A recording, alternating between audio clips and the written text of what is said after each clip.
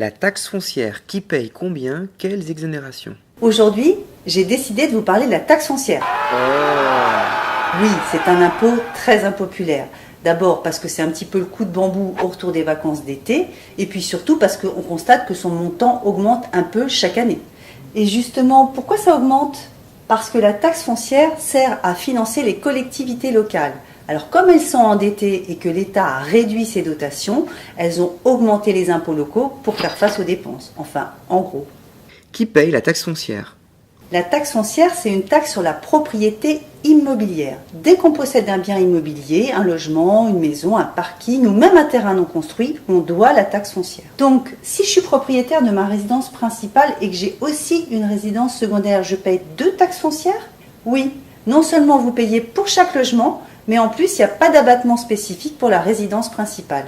Et là, je vous parle des logements, mais elle concerne aussi tous les autres locaux, les locaux commerciaux, professionnels ou les parkings par exemple. Vous devez donc la payer pour chacun des biens immobiliers que vous possédez. Le locataire ne paye jamais la taxe foncière? Non, jamais pour un logement. C'est le propriétaire qui paye la taxe foncière aussi bien pour le logement qu'il habite que celui qui loue à un locataire. Il ne peut jamais mettre le locataire à contribution.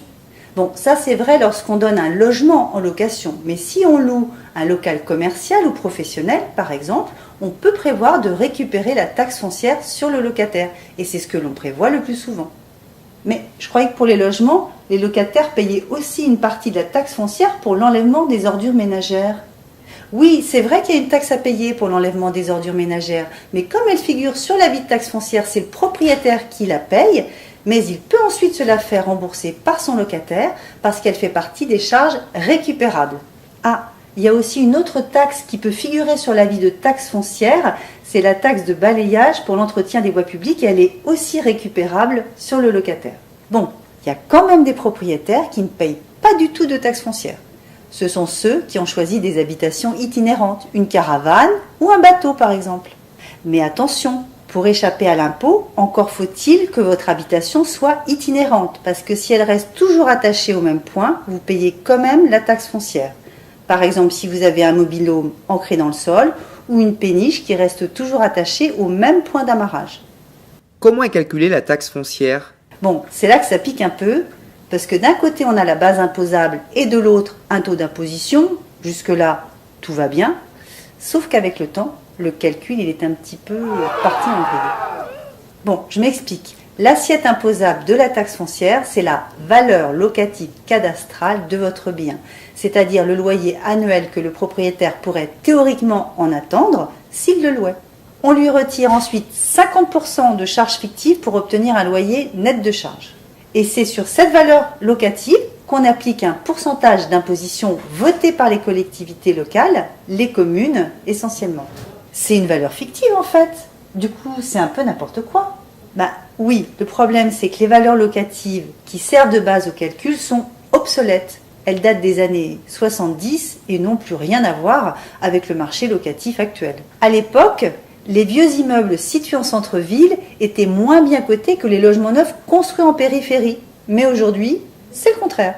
Alors on parle depuis des années de mettre à jour ces valeurs locatives. Ça tarde parce que c'est un sujet épineux et c'est sans cesse repoussé, mais ça devrait finir par arriver. Et pour le coup, ça risque d'être vraiment douloureux parce que les communes ont augmenté le taux d'imposition pour compenser les valeurs locatives trop basses. Alors si on augmente aussi la base d'imposition, bon, il y aura aussi quand même quelques gagnants. Par exemple, ceux qui possèdent un logement excentré, construit dans les années 70 et dont la cote a baissé aujourd'hui. Plus mon logement est grand, plus je paye cher. Oui et non, car le montant dépend non seulement de la taille de votre logement, mais aussi et surtout de la commune où il est situé, parce que d'une commune à l'autre, le taux peut varier considérablement. Donc, au sein d'une même commune, oui, vous allez payer plus cher si vous avez une grande maison qu'une petite maison, mais pour un logement de même taille, le montant peut varier considérablement selon la commune où il est situé.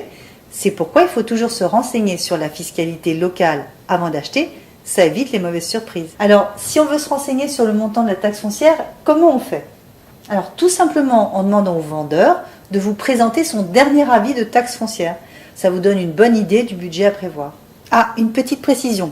Quand vous achetez, il y a un partage au prorata temporis de la taxe foncière avec le vendeur. Mais ça, je vous l'ai déjà expliqué dans cette petite vidéo.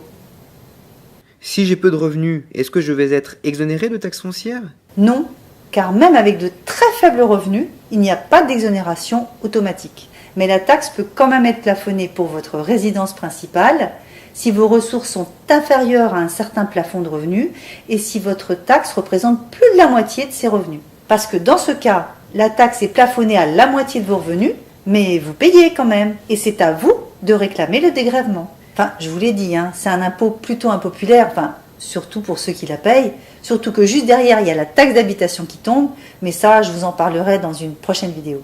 Bon, et puis quand même, les personnes âgées ou invalides peuvent bénéficier d'une taxe foncière allégée pour leur résidence principale, à condition qu'elles aient de faibles ressources, mais ça, on vous l'explique dans notre dossier.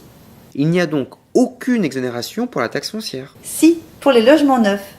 Si vous faites construire votre maison, vous achetez un appartement sur plan, là, vous bénéficiez d'une exonération temporaire pendant 2 ans et aussi bien pour votre résidence principale que secondaire. Et puis aussi, il faut penser à déclarer votre construction nouvelle dans les 90 jours en remplissant un formulaire auprès du centre des impôts, mais ça, souvent, c'est le constructeur qui s'en charge.